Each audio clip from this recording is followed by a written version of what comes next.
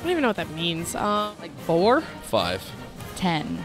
4. I don't know. We're gonna go with 4.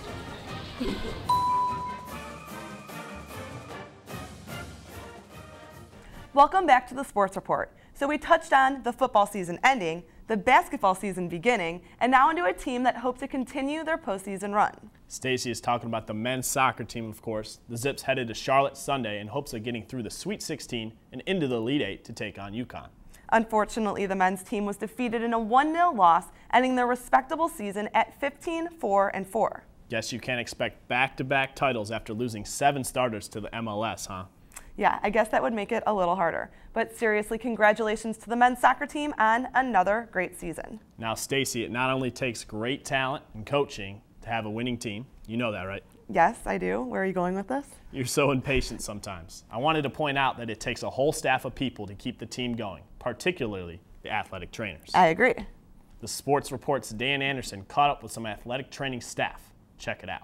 The reason that I like athletic training is because, for one, I like sports, and this is obviously has to do with sports, or at least the athletic population, but also because when you have an athlete that comes into the training room, you might or might not know what the cause of the injury is. I think that it's really interesting that you're able to pull from all these resources and kind of discover what the injury is through special tests and through various exercises and through various things that you can do. I like athletic training because it's sort of a newer profession compared to some of the other professions that the university has to offer. And also, you have many athletes that you work with on a daily basis. Our athletic training students go through a selective admissions process. They take a year of schooling first, and during that freshman year they take some prerequisite courses: anatomy and physiology 1 and 2, first aid and CPR, intro to athletic training, and care and prevention of athletic injuries. This facility was designed to mimic what the facility would be like if a student went out into a sports medicine outpatient clinic. We have state-of-the-art equipment. Everything in here is equipment that the students would find in their professional jobs, either in a clinic or in a high school setting. My favorite part of the athletic training program is having a small program. My class was a graduating class of 7. We entered the program with 10, and we had 7 graduate, and we just became very close with each other, very tight-knit group, I would say, and just many bridges and good friendships and relationships built, and I can always rely on those people for anything, not to mention the new stadium and the facilities that we have available to us. It's just state-of-the-art. It's really cool to use. Very interesting. Now into one of the players who I am sure is very familiar with Akron's trainers. It's time for Player of the Week, huh? Yes, it is. This week's Player of the Week has been a fixture in Akron for the past 4 years. He's talented, passionate, and dominated the court against Detroit. Our Player of the Week is Nick Centenovic, the 6'8" forward out of Serbia. Centenovic led all players with 16 points against Detroit. He also had 6 rebounds and was 6 for 8 from the field. Congratulations to Nick on being named our Player of the Week. If you want to keep up with who is making big plays for the Zips and get score updates, make sure you log on to our Twitter page. Now that's all the time we have for this week and semester of the Sports Report, but keep up with us over break and into the winter sports season throughout our Facebook page. We'll be back next year. Remember, 2012 is only a month away. From DJ David D, myself, and the entire Sports Report crew, happy holidays. We leave you with an exclusive look at the ZTV sports team for the fall of 2011.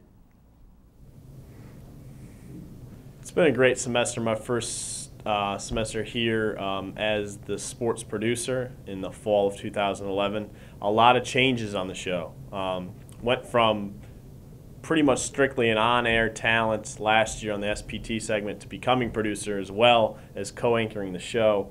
So a lot of changes for myself and my team this year. Added some new segments, new people on the show. So really a new experience, and I think if you guys witnessed that each week the show's been improving, which has been great. And looking into next semester, I think that's just going to continue, and we're going to keep bringing you a quality product on Akron Sports. Here at the ZTV Sports Report, I am now one of the co-anchors on the Zips Update segment with Dee Harris, and last year I was part of the studio crew, so I haven't had too much on-camera experience until this year, which, I'm so thankful I was given the opportunity. This side of things, you kind of have to think about a script. You have to write one. You have to think about what exactly are we going to cover. I also have to work with Dee and figure out if we want to work on any news stories throughout the week, maybe make any packages, as you will. So we could do something like bring comedy and, like, they're all playing and I'm shooting. The typical week for the sports team, I think we can start out on Monday, and that's the day where we have our meeting. And that's kind of where we map out the show and future shows as well. So that's where we're going to determine what packages we're going to do. If we want to do one on the basketball team, something specific with the basketball team, we're going to decide what pair of people are going to do that package together, go film that and set up the contacts to do that. And then we also determine who's going to write the script and other special things that we need to improve on as a team. And really that Monday meeting sets up the rest of the week. I think now it's time for some Zips trivia, if you're up for it. Sounds like a plan. Let's do it. Who is the all-time leading scorer? And I guess that really leads women's into basketball? Wednesday, which is where we have our studio.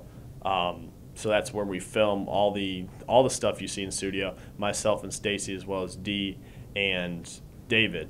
So all those clips, those are filmed on Wednesday. I think that means we should inform the viewers that the MAC standings are now in processionals now. Well, that's what did happen. On Wednesday nights, after we're done shooting our studio, DJ, myself, and a couple other people come up to the station and we start editing the show. We put a rough cut together. DJ also gets to ready all the different graphics we need while I am in there showing or helping out anyone else as we cut the show up together. By Friday, we usually have the show all ready. Myself and DJ usually preview the show and make any final adjustments Thursday night. And in order for we have a great product, we have to make sure all the little tiny adjustments are made. In terms of the weekend, that's really the majority of where we film games.